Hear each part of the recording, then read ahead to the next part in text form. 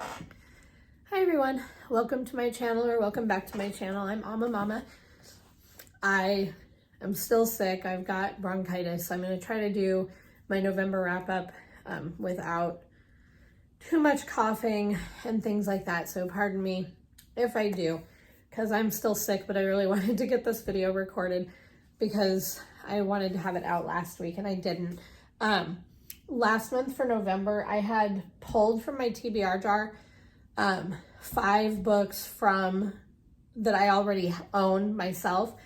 And then I also had like a library book, and I had a couple books that I had bought also.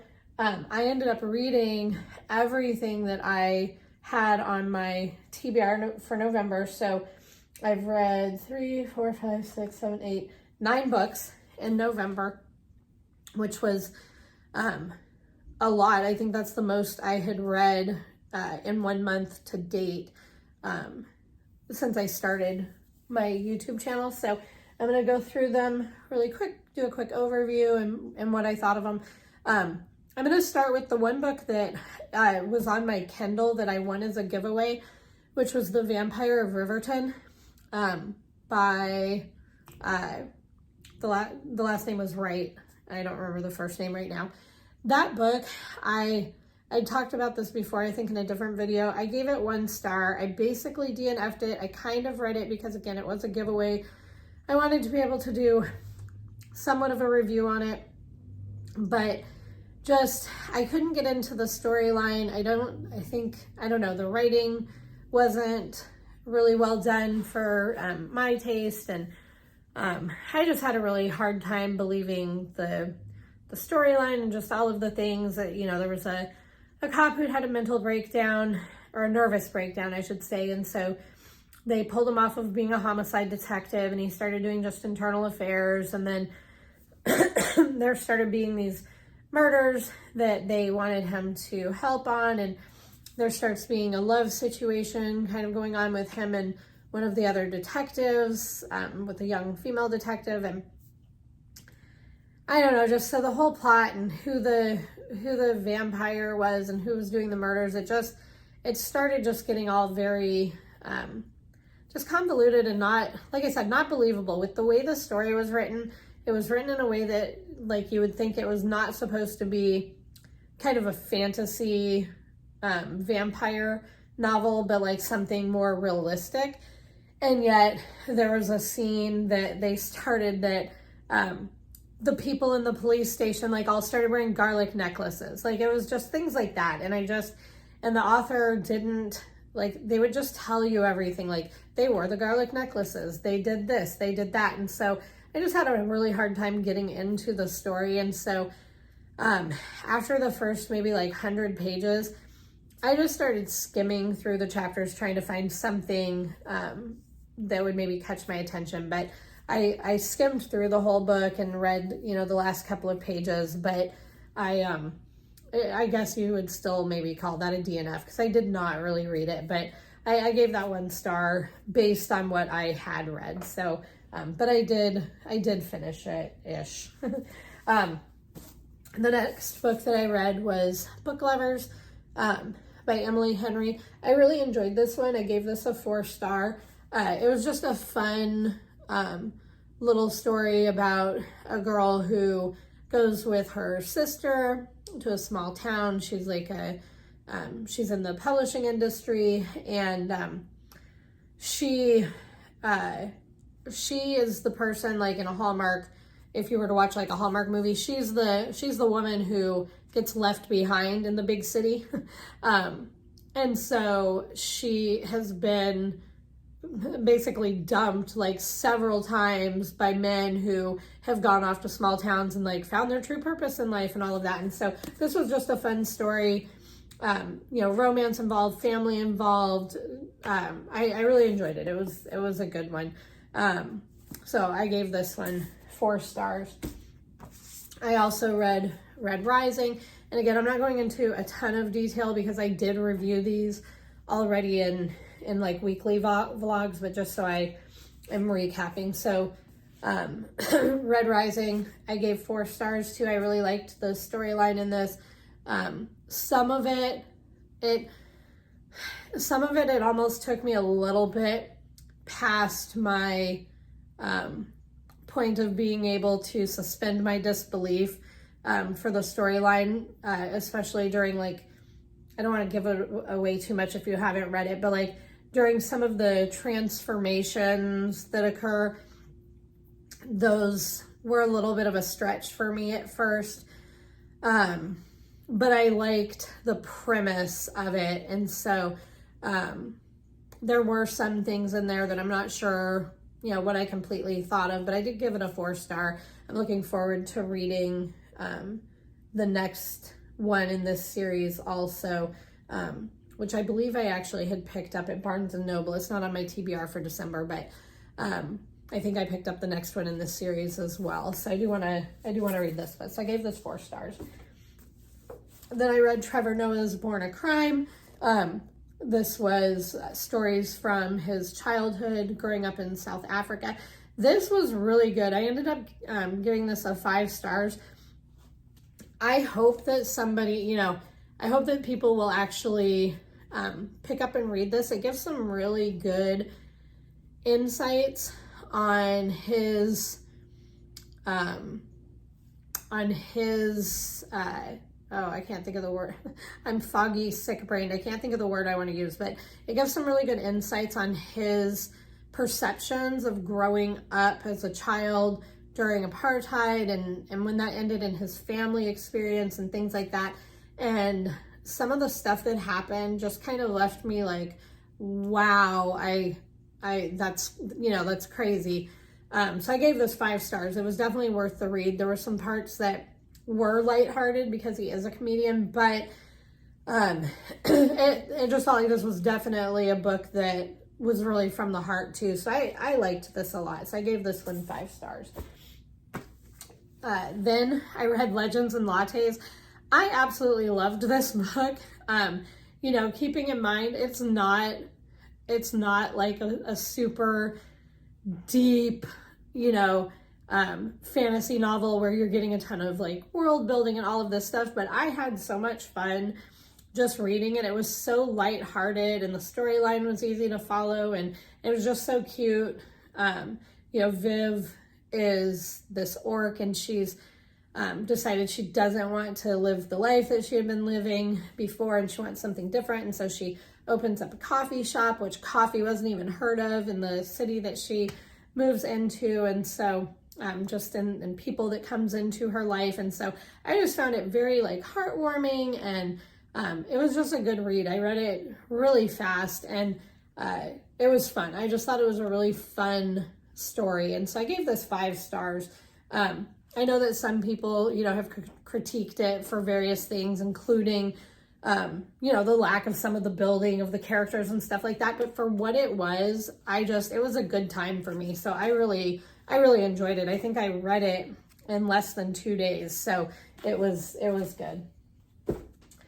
The next one that I read was Stephen King, The Song of Susanna, and this is the 6th book in the Dark Tower series. So after this one, I have one more that I've got to read. So far, though, this one has been hands down my favorite out of the series. I gave this 5 stars. It's the first one in the set I've given a 5 stars to. I've mentioned before that for the series itself, I think I'm going to give the whole thing a 5-star because they are enjoyable, but some of the other books, because of the way they were written and the backstory they go into and stuff like that, they were good, but sometimes I just was like, can we get back to the main story? This one so far has been my absolute favorite. I really loved this. Again, because it's so far into the series, I can't really say a whole lot about this story because it would detract from the rest of the series in some ways. Like, you kind of have to build up to get to this to really fully enjoy it. But what I did like, though, is that Stephen King wrote himself into the book, but not in like an egotistical way. Like, he's written into the book in a way that by the time you get to this particular book in the story, it makes perfect sense. And I was just like, oh my gosh, that's so fun. Like, I really enjoyed how how it was done. And so this, like I said, this by far has been my favorite one out of the series. So I'll see what I think of the very last book. The last one is a really fat one also. Again, it's not in my December TBR. I'll probably, I'm actually almost finished with what I have on my December TBR though. So I may start the last one this month if I'm able to, because I've been sick. I haven't been reading that much, but I just started my second to last book on Spotify that I'm trying to listen to because I'm having a hard time like focusing with reading, but I can listen. So I just started that one. But anyway, so this I gave a 5-star to. I really enjoyed this. The next one I read was Thunder of Heaven by Ted Dekker. I ended up giving this one, I think I gave this one a 4-star, 3.5, 4-star. I've read the other two in this series. I had been kind of putting this one off because it's part of a trilogy, but the first one I really liked. The second one I was kind of like ho-hum about, and this one because of that I wasn't really sure if I was gonna like it. And so even when I first started reading it, I was kind of leaning towards a 3-star, but then a little more than like halfway through the book, some twists started happening that made it really good towards the end. And so there's these two kids and both of their parents and families end up getting killed while they're all living in the jungle. When the boy and his family, like they already live there, the girl and her family, they're like missionaries, and like a drug cartel group ends up killing all of the people because they want the land for I think they're like cocaine producers or something. But anyway, so they want the land, and so they kill everybody. They think they've killed everyone, not knowing that these two children, they're not children, they're like 18 in the story, 17 and 18, not knowing that they've escaped. They think they've killed them too. They both have like these identity changes and stuff, and I don't want to say too much more than that because part of this is what really added to making the story good at the end and made it where like it kind of redeemed some of the book for me. But so I ended up giving this, I think I landed on a 4-star because of the ending.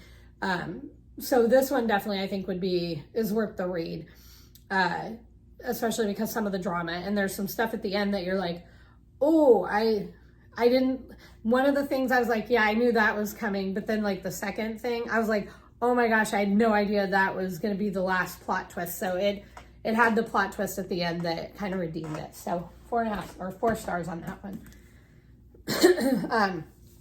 And then I read Life Lessons from Corrie ten Boom. And so this was actually 3 books in one. The first book was Life Lessons from the Hiding Place, which was actually written by her caretaker who was with her for the last 7 years of her life. And then it has In My Father's House and Tramp for the Lord, and those were both written by Corrie ten Boom.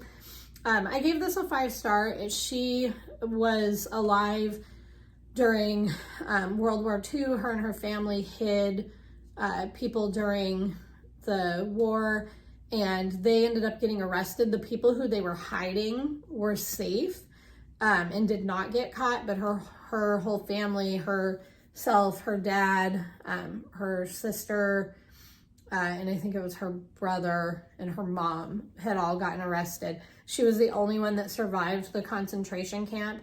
And at one point in the book, you find out that she was only released on a clerical error. Something happened and somehow she got a release.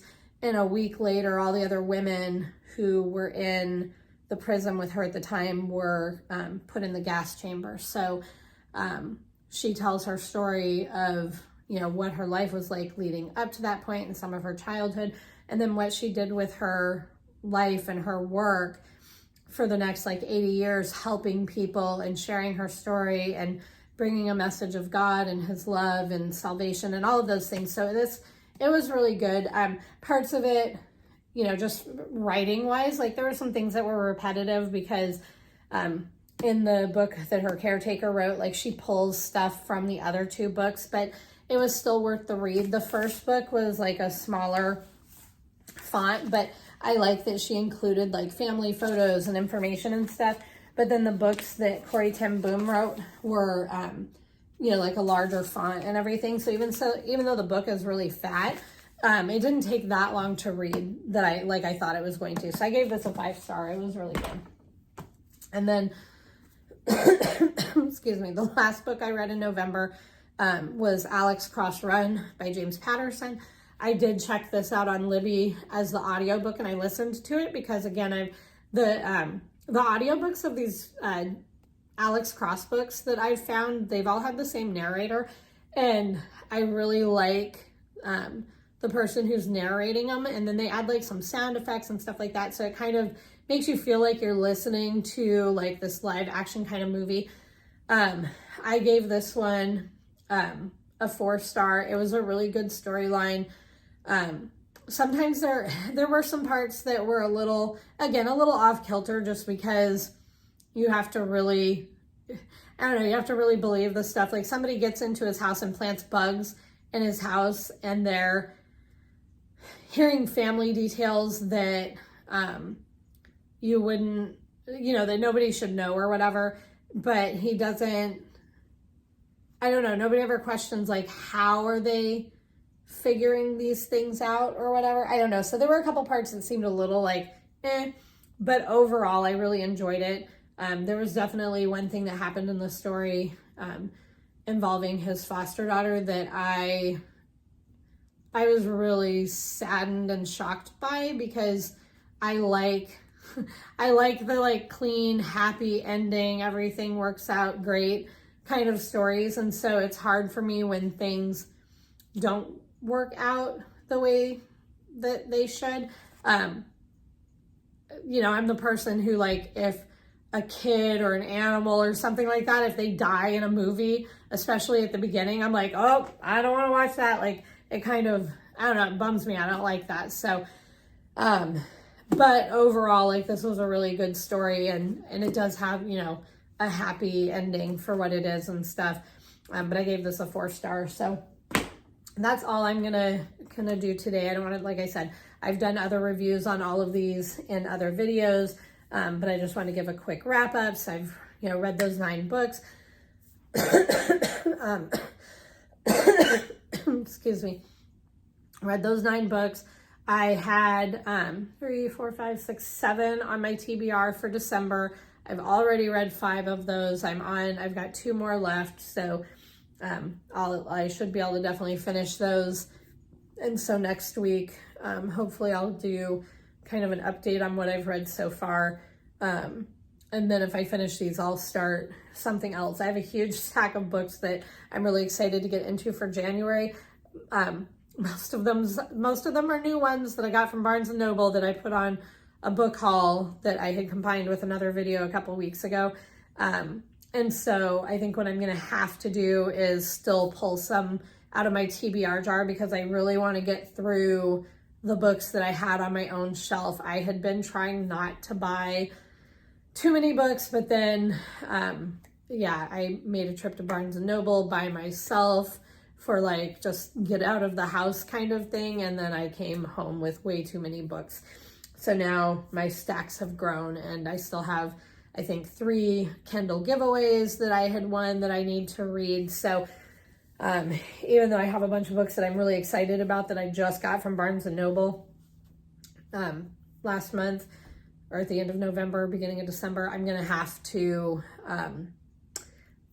restrain myself a little bit so that I can read also some of the ones that I already have on my shelf. So I am going to call it quits for here, go back to resting, and hopefully I'm feeling a little bit better than I was earlier in the week after some medication and stuff like that from the doctor. But between like fluid in my ears and the coughing and then the bronchitis and the cold and just all of the things, I've just been miserable all week. And so I'm hoping I will be feeling better in the next few days, and then be able to get out my other video on time next week. So I hope you all are having a wonderful week, and as you are either gearing up for the holidays or celebrating your holidays right now, however that is looking for you, that you're having a good time, and I will see you all later. Bye.